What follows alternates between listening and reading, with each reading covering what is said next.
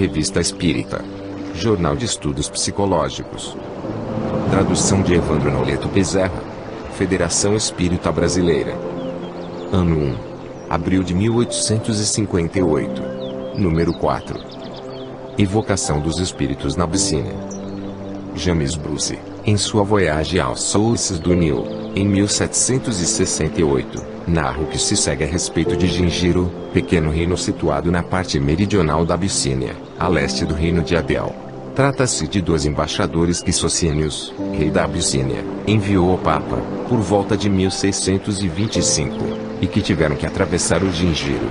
Então, disse Bruce, foi necessário advertir o rei de Gingiro da chegada da caravana e pedir-lhe audiência, mas, naquele momento, achava-se ele ocupado com uma importante operação de magia, sem a qual esse soberano jamais ousaria empreender qualquer coisa.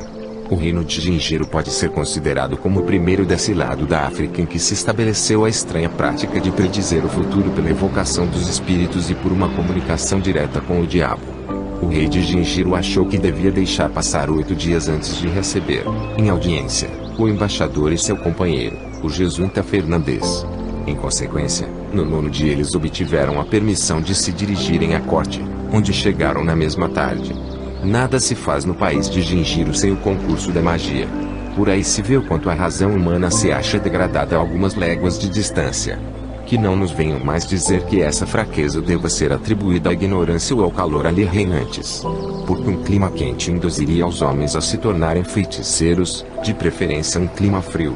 Porque a ignorância estende o poder do homem, a ponto de fazê-lo transpor os limites da inteligência comum, e dar-lhe a faculdade de corresponder-se com uma nova ordem de seres habitantes de um outro mundo. Os etíopes, que cercam quase toda a Abissínia, são mais negros que os gingirianos. Seu país é mais quente e, como estes, são indígenas nos lugares que habitam, desde o princípio dos séculos. Entretanto, não adoram o diabo, nem com ele pretendem estabelecer qualquer comunicação, não sacrificam homens em seus altares. Finalmente, entre eles não se encontra traço algum dessa revoltante atrocidade.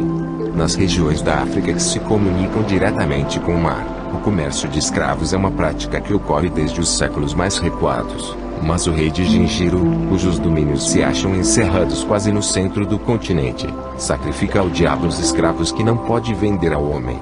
É ali que começa esse horrível costume de derramar o sangue humano em todas as solenidades. Ignoro, diz o Sr. Bruce, até onde ele se estende ao sul da África, mas considero Gingiro como o limite geográfico do reino do diabo, do lado setentrional da península. Tivesse visto o Sr. Bruce o que hoje testemunhamos e nada acharia de assombroso na prática das evocações usadas em Gingiro.